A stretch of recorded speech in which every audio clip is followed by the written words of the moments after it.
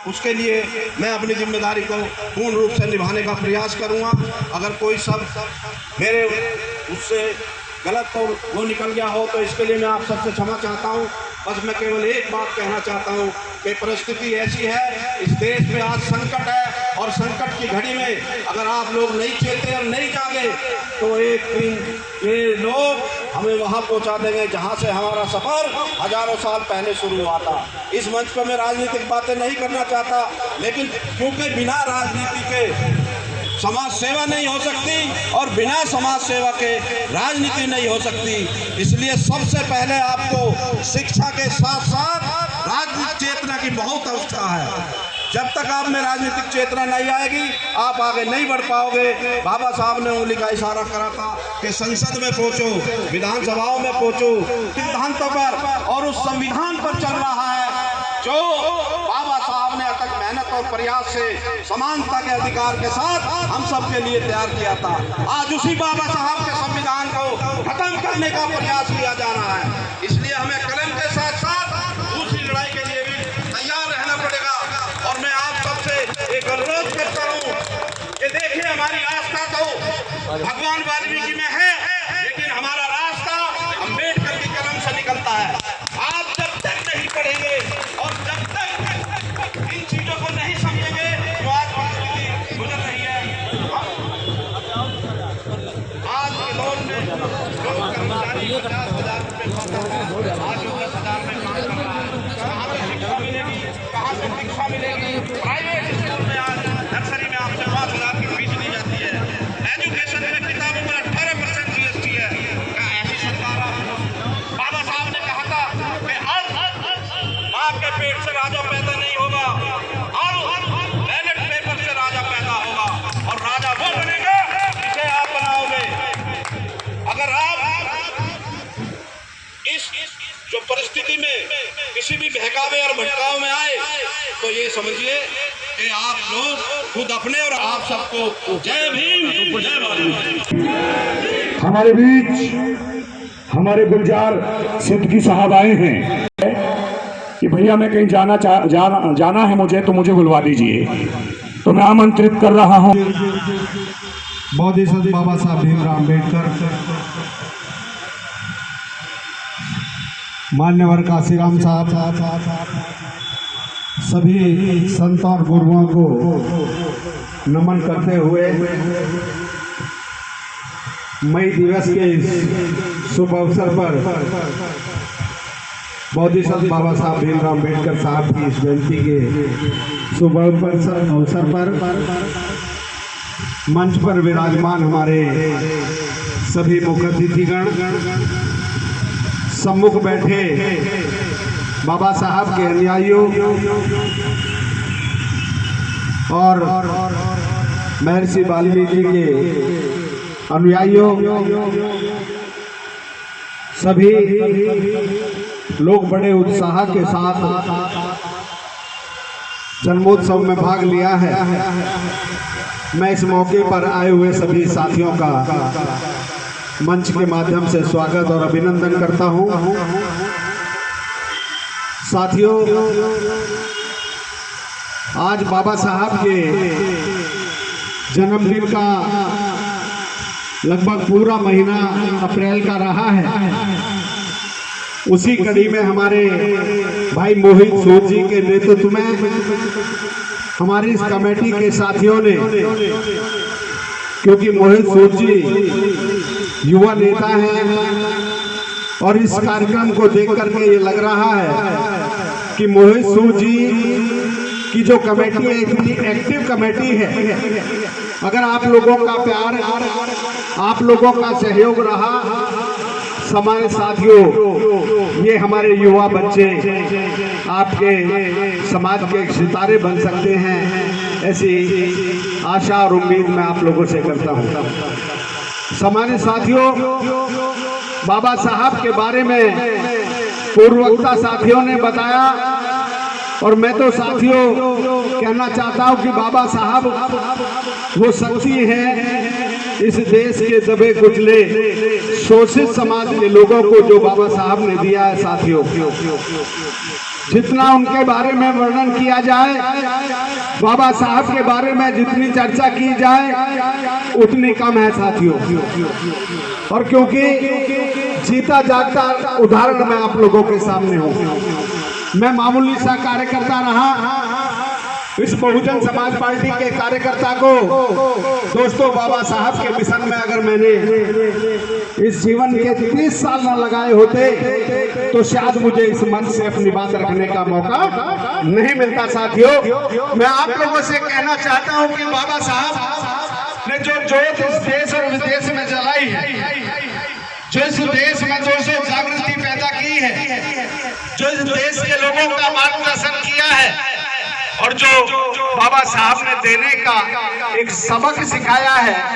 बाबा साहब ने कहा था कि बहुजन समाज के लोगों, अगर आप चाहते हैं कि आप लोग आगे बढ़े, आप लोगों की आने वाली पीढ़ी आगे बढ़े, तो दोस्तों बाबा साहब ने एक मूल मंत्र आप लोगों को दिया। बाबा साहब ने एक मूल मंत्र आप लोगों को दिया, शिक्षित बनो, संगठित रहो, संघर्ष करो। दोस्तों, जब मैं बाबा साहब के मिशन में मुझे काम करने का मौका मिला, सामान्य साथियों, इन 3 लाइन के अलावा दोस्तों मुझे कुछ नजर नहीं आया। मैंने अपने व्यापार में ध्यान नहीं दिया, दूसरे किसी काम में ध्यान नहीं दिया, लेकिन बाबा साहब के इस मिशन में दोस्तों शिक्षित बनो, संगठित रहो, संघर्ष करो, इसको मैंने अपने आप में उतारा, अपने जीवन में उतारा और संकल्प लिया। साथियों, आज सच्चाई के साथ आप लोगों को बताना चाहता हूं कि जो मैंने सोचा नहीं था, जो जीवन में मैंने कामना नहीं की थी, और मैं नहीं साथियों, पूरे देश में ऐसे कम से कम हजारों करोड़ों लोग हैं जिन्होंने बाबा साहब को पढ़ा और बाबा साहब के इस मूल मंत्र को पढ़ा और बाबा अपने जीवन में उतारा। दोस्तों, उन लोगों को मैं समझता हूं कि विकास का रास्ता नजर आया, उन लोगों को विकास के रास्ते पर जाने का मौका मिला। दोस्तों, अगर हम शिक्षित बनेंगे, अपने आने वाले बच्चों को शिक्षा का ज्ञान देंगे, उनको लाइन में दोस्तों खड़ा करेंगे, मैं आप लोगों को ये विश्वास दिलाना चाहता हूं कि वो आगे आने वाले समय में इस देश के महान व्यक्तित्व बन सकते हैं, उस देश के महान व्यक्ति बन सकते हैं, उनका विकास हो सकता है। तो सब लोग चाहते हैं कि हमारी आने वाली पीढ़ी विकसित हो।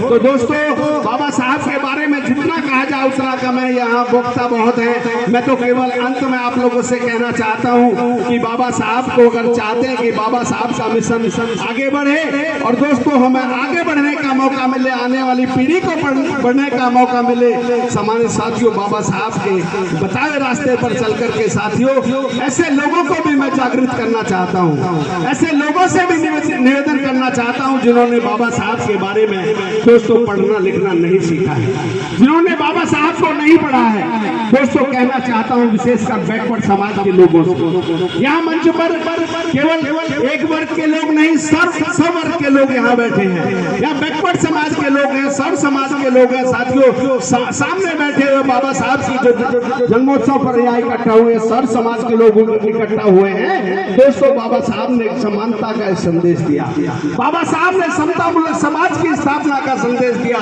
दोस्तों, उसी कड़ी में मैं कहना चाहता हूँ कि जो लोग बाबा साहब की बात को नहीं समझ सके, जिन्होंने बाबा साहब की बातों को नहीं पढ़ा, बाबा साहब के किताब को नहीं पढ़ा, उनके जीवन को नहीं पढ़ा, दोस्तों उनको भी बाबा साहब ने देने का काम किया है, जिसका जीता जागता धर्म मेरा जैसा छोटा सा कार्य करता है।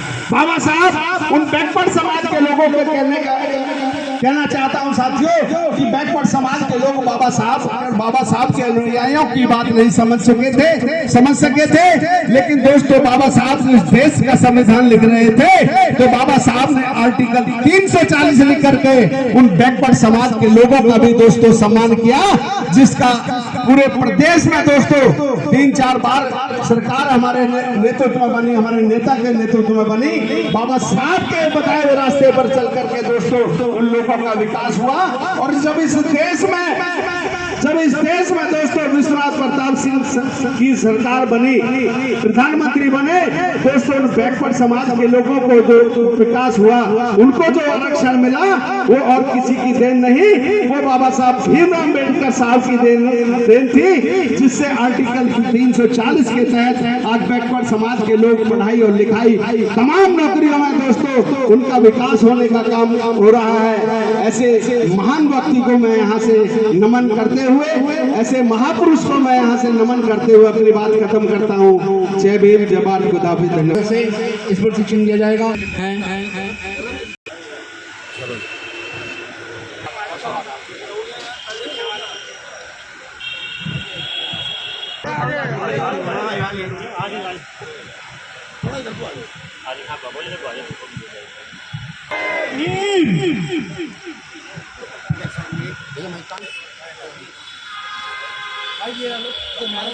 इधर देखो अध्यक्ष जी इधर भी देख लो। साथियों, प्रिय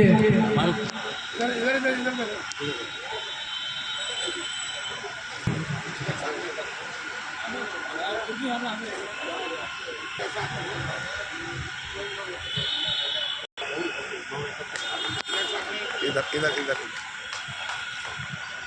आप कुड़ के बाद गाजियाबाद में साहब अम्बेडकर की अगर बात आती है और मजदूरों की जब बात आती है तो मुर्दे कब्र में से बोलने लगते हैं, बेजुबान भी बोलने लगते हैं, और साथियों पैरों को आवाज आने लगती है, अंधों को दिखाई देने लगता है। साथियों, बाबा साहब की ताकत है, बाबा साहब की ताकत है। बाबा साहब ने कहा था शिक्षा और शेरनी का दूध है, वही दहाड़ेगा और सवा शेर मांस पाड़ेगा, दुश्मन को मार गिराएगा। साथियों, कलम की ताकत से ऐसी एक बच्ची हमारे बीच में है जिसका नाम लवली गौतम है, और जो आंखों से अंधी है, आंखों से अंधी। और साथियों, वो हमारे प्राणगढ़ी से है, जिसके पिता हिंदू गौतम जी हैं। उस बच्ची का जन्म देखिए, बाबा साहब के नाम पर वो ब्लाइंड लड़की, वो अंधी लड़की मंच पर साहस कर हिम्मत कर आई। अरे हमें तालियां बजाकर स्वागत करना चाहिए कि हम आंख वाले जुबान वाले घरों में बैठे हैं, और वो बच्ची साहस कर बाबा साहब के बारे में कुछ बात कहने आई है। मैं धन्यवाद देता हूँ उस बच्ची का। बेटी, आप यहाँ आओ। जय भीम। मैं आप सभी को मजदूर दिवस की शुभकामनाएं देते हुए आज कमेटी मेंबर्स के लिए बहुत आभार व्यक्त करती हूँ कि उन्होंने बाबा साहब के जन्म दिवस के माह को खत्म करने के बाद इसका प्रस्तुति दी। और आज मैं एक बाबा साहब का गीत प्रस्तुत करूँगी। मेरा नाम रवि गौतम है, और आज मेरा गीत अगर आप सभी को पसंद आता है तो तालियां बजाइएगा। गीता पर हिंदू, बाइबल पर क्रिश्चियन और पुराण पर मुसलमान चलता है। दुनिया वालों, मैं तुम्हें बता दूं, इस भारतीय संविधान पे सारा जहान चलता है देश हमारा। भीम के सभी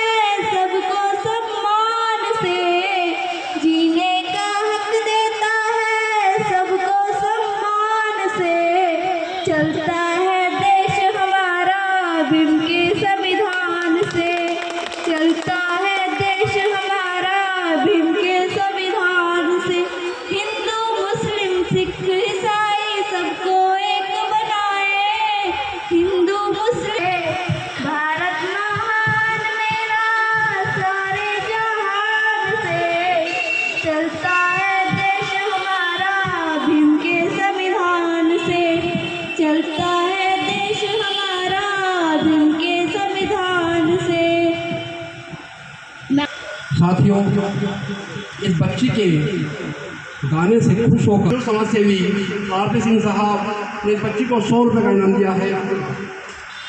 सब कमेटी वाल्मीकि समाज महानगर गाजियाबाद की तरफ से इस बच्ची का स्वागत, अभिनंदन, और इसको हमारे राहुल बोध गौरव बोध जी इस बच्ची के गाने से खुश होकर इसको 100 रुपये इनाम दे रहे हैं। प्रति चिन्ह देकर सम्मानित करें।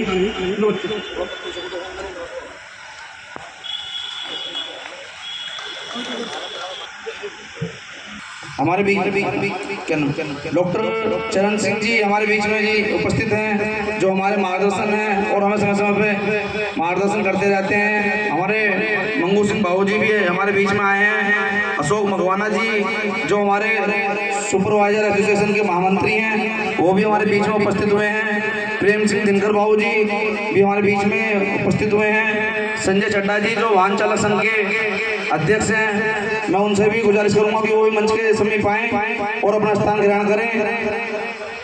मुकेश जीनवाल जी जो सफाई कर्मचारी के वरिष्ठ नेता हैं, मैं उनसे भी अनुरोध करूंगा कि वो भी मंच के समीप आएं और अपना स्थान ग्रहण करें। जो हमारी समिति को काफ़ी सहयोग किया है और क्या नाम है, समय समय पे इन्होंने हमें समिति का काम करने का काम किया है। और रामेश्वर दयाल जी बाबू जी हमारे बीच में हैं, एडवोकेट रामेतार जी हैं, डॉक्टर कुलदीप सूद जी हमारे बीच में आए हैं, जो सादरे से चल के हमारे बीच में आए हैं। मैं उनका भी हार्दिक स्वागत अभिनंदन करता हूं। और देवेंद्र जी जो वसुंधरा से आए हैं, मैं उनका भी हार्दिक अभिनंदन स्वागत करता हूं। हमारे बीच में कुछ पुलिस प्रशासन के लोग जो आए हैं, कमेटी उनका भी हार्दिक अभिनंदन वंदन स्वागत करती है। और हमारे मंच पे हमारे आज के मुख्य अतिथि श्री भगवत प्रसाद मकवाना जी हमारे बीच में आए हैं। और मैं श्री डॉक्टर चरण सिंह जी से अनुरोध करूंगा कि वो आए और हमारा मार्गदर्शन करें।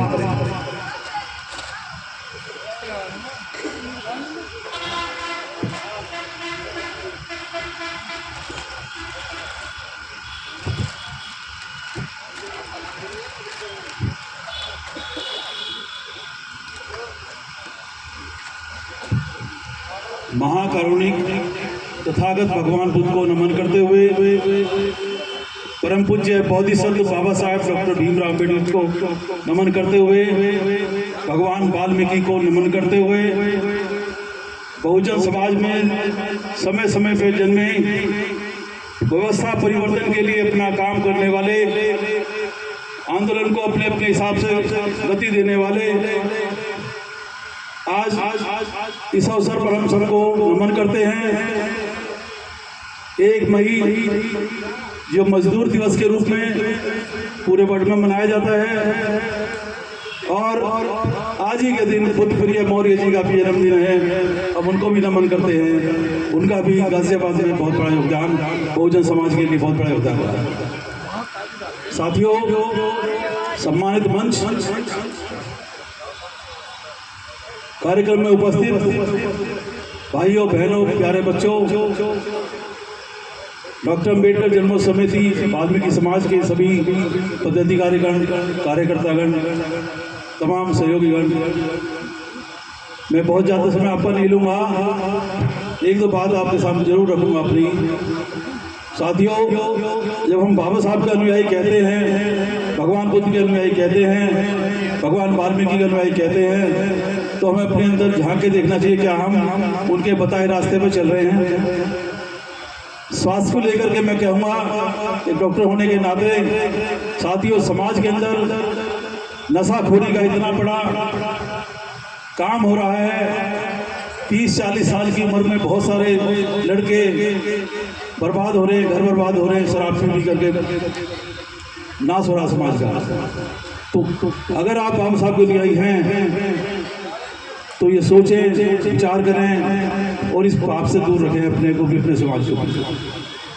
दूसरी बात मैं कहूँगा, जब हम बाबा साहब के अनुयायी कहते हैं अपने आप को, तो बाबा साहब ने सैकड़ों जातियों में करीबन 600-700 जातियों को 3 समूह में इकट्ठा किया, शेड्यूल कास्ट, शेड्यूल ट्राइब और ओबीसी। इतना महान काम बाबा साहब कर गए और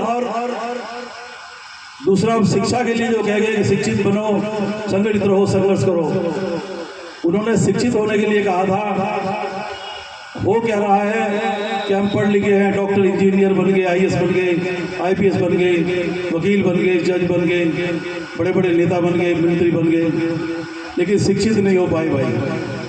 अगर शिक्षित होते तो SC SC OBC को आगे लेके चलते और आगे चल गए। मान्यवर काशीराम साहब ने जिस तरह से बहुजन समाज का निर्माण किया, और बहुजन समाज के निर्माण के लिए मान्यवर काशीराम साहब के पीछे भी एक बहुत बड़ी शख्सियत का हाथ है, और वो शख्सियत है माननीय दीना भान।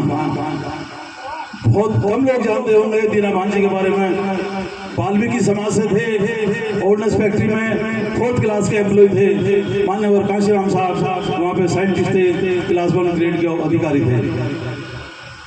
मान्यवर काशीराम साहब बाबा साहब के बारे में कुछ नहीं जानते थे, लेकिन दीना भाना जी बाबा साहब के कट्टर अनुयायी थे।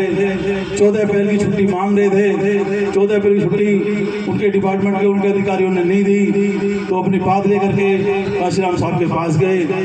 तो काशीराम साहब भी बाबा साहब को बहुत ज़्यादा नहीं मानते थे।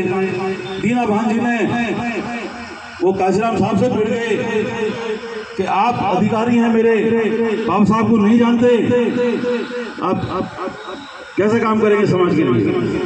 एक तरह से मान्यवर काशीराम साहब को दीना भान जी ने नसीहत दी। वाल्मीकि समाज का वो शख्स मैं समझता हूँ सबसे बड़ा शिक्षित था। पढ़ाई लिखे वाले लोग हो सकते हैं, लेकिन सबसे बड़े शिक्षित अगर कोई थे तो दीना भान जी थे, जिन्होंने एक साइंटिस्ट को, एक वैज्ञानिक को मोटिवेट किया, और मोटिवेट होने के बाद में जो बाबा साहब को बड़ा माना काशीराम साहब ने कई साल लगाए, तो फिर कितना बड़ा आंदोलन देश में कर दिया। सामाजिक परिवर्तन की लड़ाई को कितना बड़ा आगे ले चले। हमें इस बात का भी आज बड़ा गुरूर है। और हमारे बीच में विनोद कुमार पन्ना जी बैठे हैं, महेंद्र सिंह जी बैठे हैं, रामेश्वर दयाल जी बैठे हैं, RP सिंह साहब बैठे हैं, और बहुत सारे समाज के शख्सियत लोग बैठे हैं। बाबूलाल गौतम जी बैठे हैं, भजनलाल जी बैठे हैं, मंच में बहुत बहुत विद्वान लोग बैठे हैं। विनोद कुमार पन्ना जी ने दीना भान जी से मुलाकात की हुई है। हमारे बीच में ये शख्स हैं महेंद्र सिंह जी और विनोद कुमार पन्ना जी, जिन्होंने दीना भान जी से व्यक्तिगत तौर पर मुलाकात की है। तो ऐसे हमें शिक्षित बनना है कि हम लोगों को मोटिवेट कर सकें। हम शिक्षित तो बने नहीं भाई, पढ़ लिख करके क्या हुआ, अब बोर्ड लगाने लगे द ग्रेट चमार, the great Valmiki, the great Jatav. तो हम बाबा साहब को न्याय कैसे हो जाएंगे। कहाँ बाबा साहब ने कि तुम अपनी जात पर गर्व करो। जात पर गर्व करने की जात नहीं है, बिल्कुल भी नहीं है। जात पर अपने गर्व करना है, शिक्षा पे करो, समाज पे करो, बाबा साहब पे करो, भगवान बुद्ध पे करो, भगवान वाल्मीकि पे करो। तो मेरा यही अनुरोध है कि आप शिक्षित बनिए, बाबा साहब के भाई बनिए, और इसी के साथ बनी बात को। जय भीम, नमो बुद्धाय, जय वाल्मीकि। साथियों, ये स्मृति चिन्ह इन कमेटी मेंबर ऑफ शो में बहुत बहुत साधुवाद देना चाहूँगा, जो इस मंच पर मुझे इस लायक समझे। साथ ही बाबा साहब को ताकत बुद्ध के चरणों में नमन करते हुए और सभी महापुरुषों के चरणों में नमन करते हुए संकट में जाए। यहाँ पर उपस्थित सभी हमारे जो आज इस मंच की शोभा बढ़ा रहे हैं, तो संघर्ष करता हमारे जितने भर विद्वान जो लोग बैठे हुए हैं, उनको सबको नमन करते हुए, और बाकी जो हमारे पीछे जितनी बड़ी पब्लिक में बैठे हुए हमारे माताएं, बहनें और भाई और बुजुर्गों सभी को नमन करते हुए मैं आगे अपनी बात रखता हूँ। किसी ने कहा था, किसी से न कहना, लगे चोट दिल पर तो खामोश रहना, बना लो कोई खूबसूरत बहाना, बना लो कोई खूबसूरत बहाना, मेरे दिल मेरे आंसुओं पे नहीं। हम यहाँ पर प्रोग्राम भी करते हैं, सभी काम करते हैं। लेकिन कभी कभी क्या होता है कि आज मजदूर दिवस है, तो आज हमारे लगभग 85% लोग हैं ना मजदूर ही हैं। और मुझे बड़ा देख के अफसोस होता है कि हमारे लोग घरों में से निकलते नहीं हैं, जो कि हमारे कुछ लोग इतना संघर्ष करते हैं कि मजदूरों के लिए और भाइयों के लिए कहीं क्या से करने की तैयार है। तो इसी के ऊपर एक मैंने छोटा सा गीत लिख रखा है।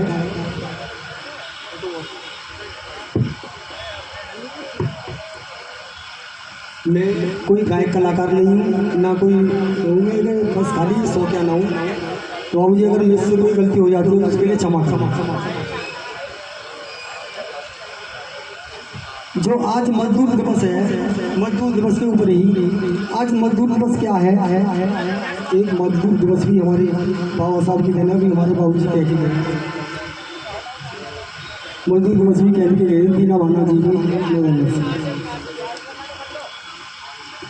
अरे नौजवानों घरे घर में कह दो, अरे नौजवानों घरे घर में कह दो, फिर से तुम्हारा दम आ गया है, फिर से तुम्हारा दम आ गया है। अरे नौजवानों घर घर में कह दो, फिर से तुम्हारा दम आ गया है, फिर से तुम्हारा दम आ गया है। शान से जीना, शान से मरना, शान से जीना, शान से मरना, फिर से तुम्हारा कर्म आ गया है, फिर से तुम्हारा कर्म आ गया है। तो अगले उसमें कहा है, न तनी पे था कपड़ा, न खाने को रोटी, पहनने को हमको ना मिले थी लगोटी, पहनने को हमको ना मिले थी लगोटी। बाबा साहब की कलम का इशारा, बचाने तुम्हारी शर्म आ गया है, बचाने तुम्हारी शर्म आ गया है। अरे नौजवानों घर घर में कह दो, फिर से तुम्हारा दम आ गया है।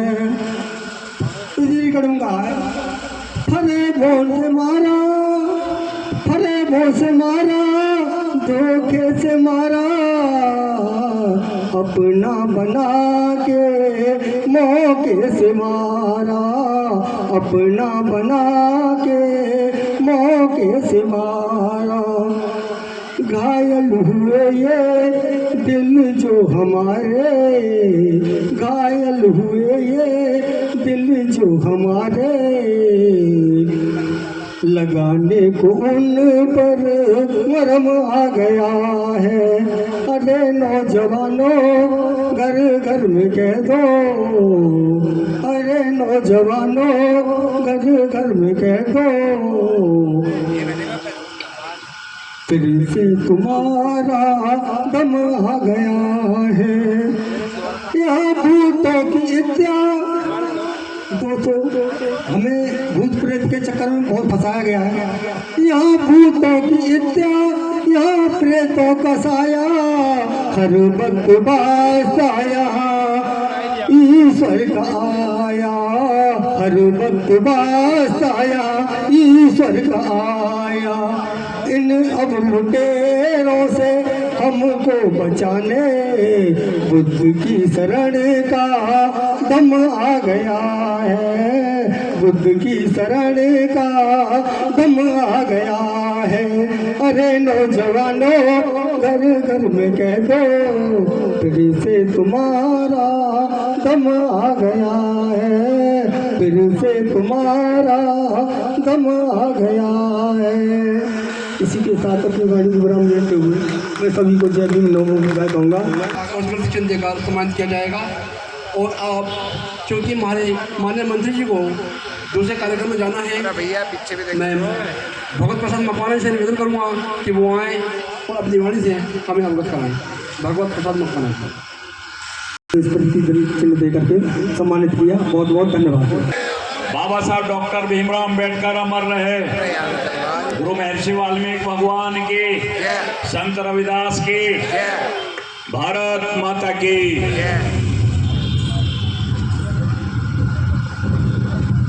आज अंतर्राष्ट्रीय श्रमिक दिवस के पावन अवसर पर संविधान निर्माता बाबा साहब डॉक्टर भीमराव अंबेडकर जी के जन्मोत्सव कार्यक्रम में सर्वप्रथम बाबा साहब डॉक्टर भीमराव अंबेडकर जी के श्री चरणों में नमन करना चाहूँगा। नमो बुद्धाय।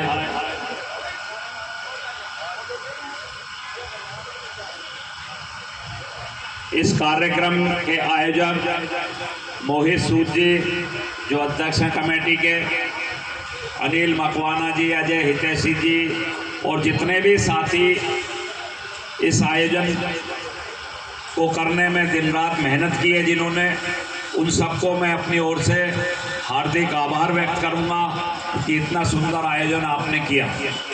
और चुनावी परिवेश में आपने विभिन्न दलों के लोगों को आमंत्रित किया, ये उससे भी बड़ी एक चुनौती का काम आप लोगों द्वारा किया गया। साथ ही समाज के प्रबुद्ध जनों को भी आपने आमंत्रित किया जो विभिन्न पदों पर रहकर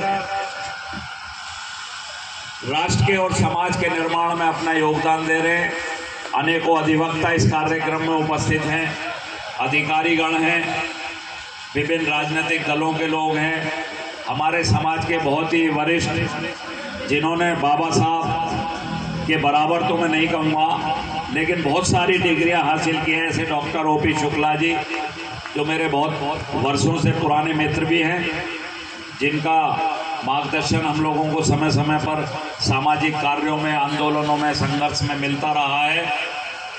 सम्मानित मंच और सम्मानित सदन, जितनी माताएं, बहनें, बुजुर्ग, युवा साथियां बैठे हैं बाबा साहब के जन्मोत्सव को मनाने के लिए। हालांकि 14 अप्रैल को था लेकिन पखवाड़े से भी अधिक आज हम लोग मना रहे हैं। एक खुशी का विषय है। बाबा साहब का जो जीवन है वो हमको हर पल एक नई प्रेरणा देने का काम करता है। बाबा साहब ने उस कालखंड में जन्म लिया था जब समाज में अस्पृश्यता अपने चरम पर थी। बाल्यकाल से ही चाहे शिक्षा ग्रहण करने का काम हो, किस प्रकार कक्षा से बाहर बैठकर अपनी दरी पर वो बैठते थे, किस प्रकार से उन्होंने छात्रों के बीच अनेकों सामाजिक भेदभाव देखे, किस प्रकार से उन्होंने अपने जीवन को जिया, अनेकों यातनाएं, उत्पीड़न सहने के बावजूद भी जिन्होंने कभी जीवन में हार नहीं मानी, ऐसे थे हमारे बाबा साहब डॉक्टर भीमराव अंबेडकर जी। आज हम थोड़ी सी बात भी बर्दाश्त नहीं कर पाते, सहन नहीं कर पाते हैं और जब आगे बढ़ जाते हैं तो पीछे अपना समाज कहाँ छूट गया उसकी चिंता नहीं करते। हम अगर बाबा साहब को वास्तव में मानते हैं तो बाबा साहब के जीवन से हमें प्रेरणा लेने की आवश्यकता है। ये कार्यक्रम कोई राजनीतिक कार्यक्रम नहीं है क्योंकि अनेकों दलों के लोग यहाँ मंच पर विराजमान हैं। एक मेरे साथी वक्ता मेरे बहुत अच्छे मित्र हैं, यहाँ पर भी वोट मांगने से नहीं चूके, जबकि 26 तारीख को यहाँ चुनाव हो चुका है। ऐसा नहीं होना चाहिए। यहाँ हम बाबा साहब के प्रति श्रद्धा व्यक्त करने आए। राजनीतिक मंच बहुत चल रहे हैं आजकल, चुनावी माहौल चल रहा है, जिसको भी जहाँ पर जाकर भाषण देना अपनी पार्टी के लिए दे, लेकिन ये हम समाज के लोग बैठे, सामाजिक कार्यक्रम में बैठे हैं, इतना चिंतन अवश्य करना चाहिए। मैं अपनी पार्टी बीजेपी के लाइन पर बोल सकता हूँ, कांग्रेस के बंधु यादव साहब बैठे हैं, वो कांग्रेस के लाइन पर बोल सकते हैं, आज़ाद पार्टी के लोग भी हैं, बहुजन समाज पार्टी के भी लोग हैं। लेकिन ये अवसर बाबा साहब को नमन करने का है। हम उनकी स्मृति में बैठे हैं, उनके जीवन से प्रेरणा लेने का समय है कि बाबा साहब ने इतना संघर्ष किया, लेकिन संविधान निर्माण करते समय समाज के किसी भी वर्ग से कोई भेदभाव करने का काम नहीं किया। इसलिए बाबा साहब को केवल हम अनुसूचित समाज के लोग नहीं पूज रहे, आज जो हम लोगों से उस समय बाबा साहब से घृणा करते थे लोग, आज वह भी पूज रहे हैं। ये बाबा साहब की उपलब्धि है, उनके संघर्ष और बलिदान का परिणाम है।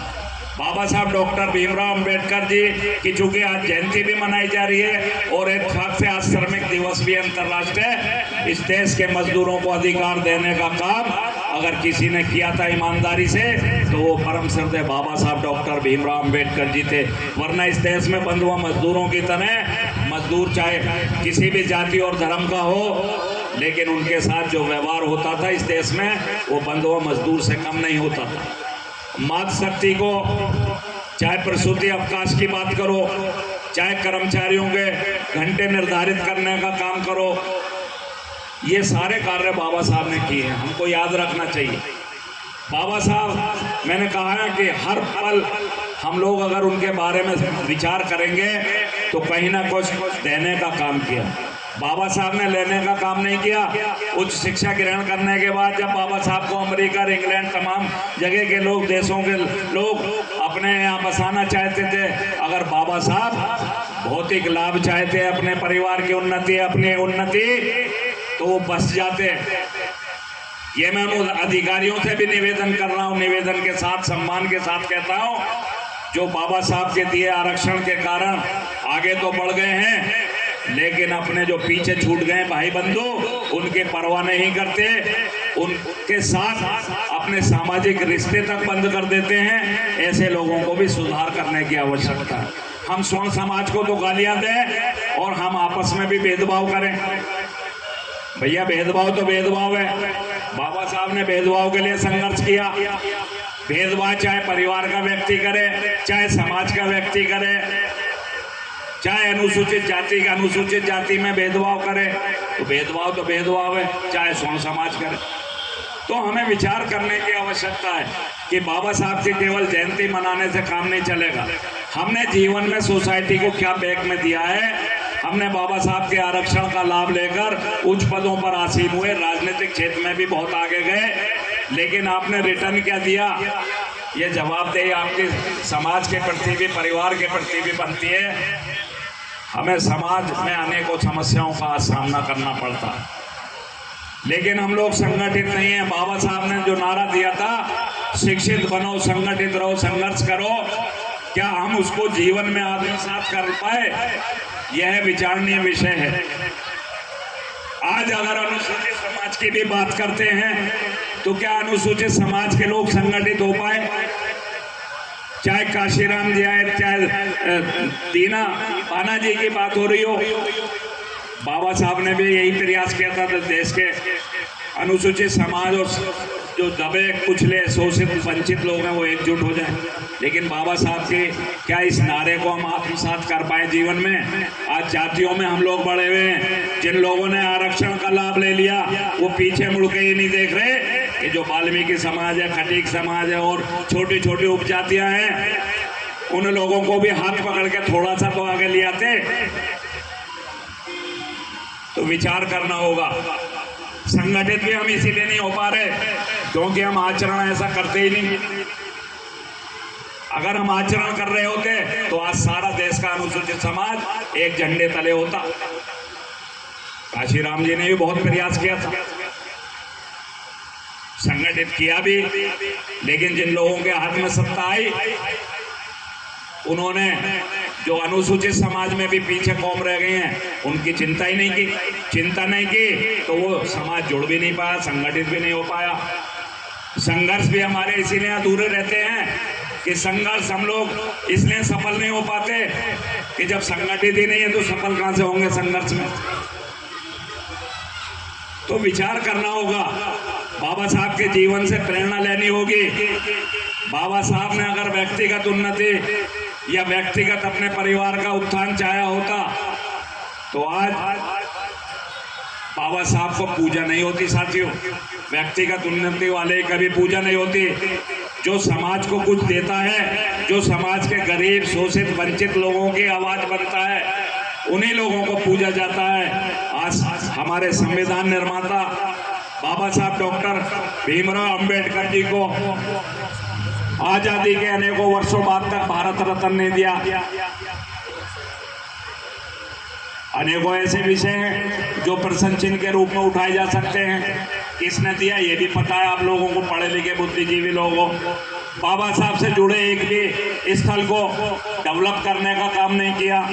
आज नरेंद्र मोदी जी का मैं खुले मन से आभार व्यक्त करूंगा, चाहे उनके जन्मभूमि हो, चाहे उनके संकल्प भूमि बड़ौदा हो, चाहे हमारे लंदन में शिक्षा भूमि हो, चाहे उनके परिनिर्वाण भूमि हो। उसको विकसित पहली सरकारें भी कर सकती थी, लेकिन आज किया है। तो सच्चाई को भी हमें स्वीकार करना होगा। बाबा साहब डॉक्टर भीमराव अंबेडकर जी ना तो किसी एक राजनीतिक दल के व्यक्ति हैं, ना वो किसी केवल अनुसूचित समाज के व्यक्ति हैं। बाबा साहब संपूर्ण मानवता के कल्याण के लिए काम किया है। संपूर्ण मानवता, पूरे दुनिया में बाबा साहब को पूजा जाता है, केवल भारत में ही नहीं। उनकी विद्वता के कारण, उनके संघर्ष और बलिदान और त्याग के कारण पूरी दुनिया में उनको पूजा जाता है। हमारा कोलंबिया यूनिवर्सिटी के सर्वे को देख लो, 100 साल के, उनको सिंबल ऑफ नॉलेज के सम्मान से नवाजा गया। पूरे दुनिया के अनेकों लोग अनेकों देशों के वहां पढ़ने गए, लेकिन 100 साल के इतिहास में बाबा साहब को सिंबल ऑफ नॉलेज का अगर अवार्ड दिया गया या उनके सम्मान में कोलंबिया यूनिवर्सिटी ने द्वार बनाया, तो वो संपूर्ण भारत का सम्मान है, किसी जाति या व्यक्ति विशेष का सम्मान नहीं है, वो संपूर्ण भारत का सम्मान है। हमको अपने आचरण से मेरा यही निवेदन है कि केवल बाबा साहब द्वारा दिए गए आरक्षण का लाभ लेकर हम लोग आगे ही ना बढ़ें, आगे बढ़ें, लेकिन जो पीछे छूट गया समाज उसकी भी जरा थोड़ा चिंता कर लें। आरक्षण पे हमारे आज डॉक्टर ओपी शुक्ला जी को सुप्रीम कोर्ट नहीं जाना होता अगर संपूर्ण अनुसूचित समाज को आरक्षण का लाभ मिला होता। आज उन्होंने अति दलित अति पिछड़ों के आरक्षण के लिए रिट दायर कर रखी है डॉक्टर ओपी शुक्ला ने। तो विचारणीय विषय है ये। जो लोग आगे बढ़ गए समाज में, चाहे किसी जाति के हों, अनुसूचित समाज में, उनको विचार करना होगा। नहीं करना होगा तो वाल्मीकि समाज हो या दलित जातियां अपने आरक्षण का हिस्सा लेकर रहेंगे। जब हम दूसरों को कहते हैं सामाजिक भेदभाव की बात, अगर हमारे लोग भी हमसे भेदभाव करेंगे तो वाल्मीकि समाज अपना अधिकार लेकर रहेगा। धन्यवाद। जय भीम, जय भारत।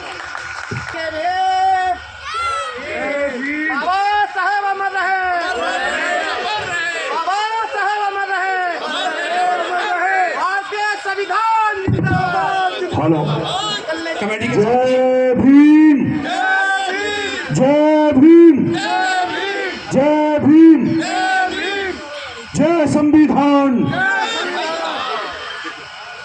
कमेटी से निवेदन है कि माननीय मंत्री जी को सह सम्मान उनके वाहन तक पहुंचाए। और आप सबसे निवेदन है क्योंकि विजेंद्र यादव जी ने हमेशा मजदूरों की लड़ाई को लड़ा है, तो आदरणीय विजेंद्र यादव जी आप आइए, हमें संबोधित करें।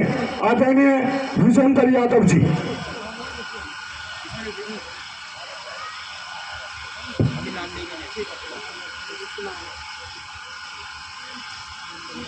बाबा साहब भीमराव अम्बेडकर जन्मोत्सव समिति के सम्मानीय सभी पदाधिकारीगण,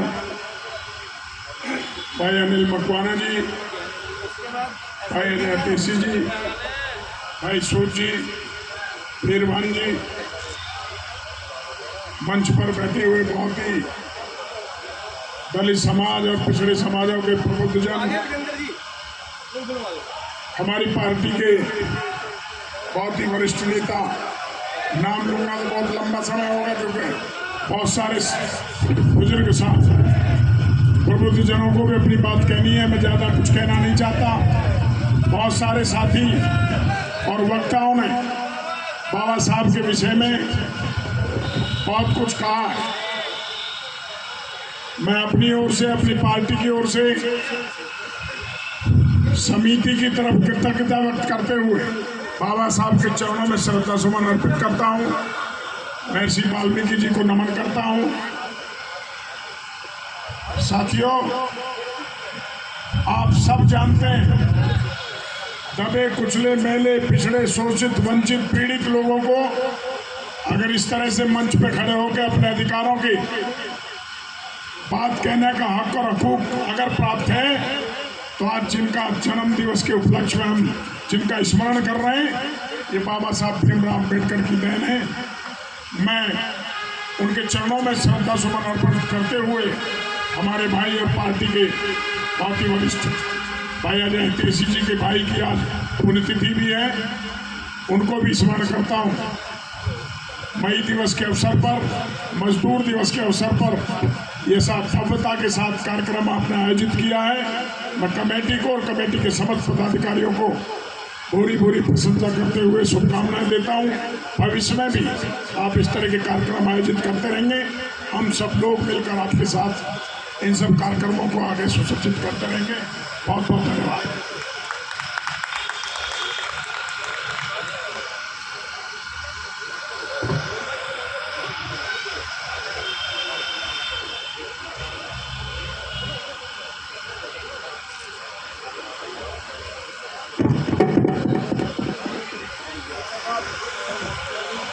ये आप आए और हमें संबोधित करें।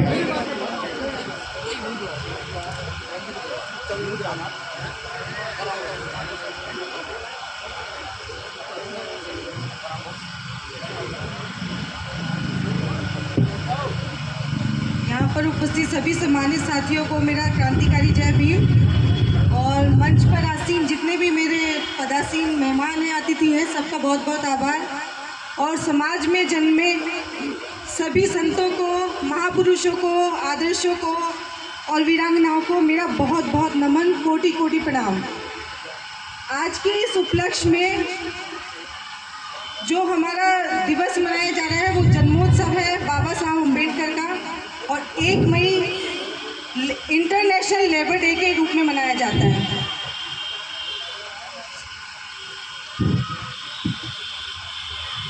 अंतर्राष्ट्रीय श्रमिक दिवस का नाम सुनते ही हमारे दिमाग में सबसे पहले जो चीज़ आती है वो आती है कि श्रमिक। हमारे देश में श्रमिकों की संख्या जो है, पूरी जनसंख्या का अगर देखें तो 80% है। 80% हम लोग श्रमिक श्रेणी के लोग हैं। इस देश के निर्माण में श्रमिकों का योगदान 80% है, यानी कि जो सड़कें बनाई जाती हैं उसमें भी श्रमिकों का योगदान है, जो हॉस्पिटल्स बनाए जाते हैं उनमें भी श्रमिकों का योगदान है, जो बिल्डिंग्स बनाई जाती हैं उनमें भी श्रमिकों का योगदान है। श्रमिकों का योगदान है 80%, लेकिन हमारे देश के संसाधनों में उनका हिस्सा 2% भी नहीं है।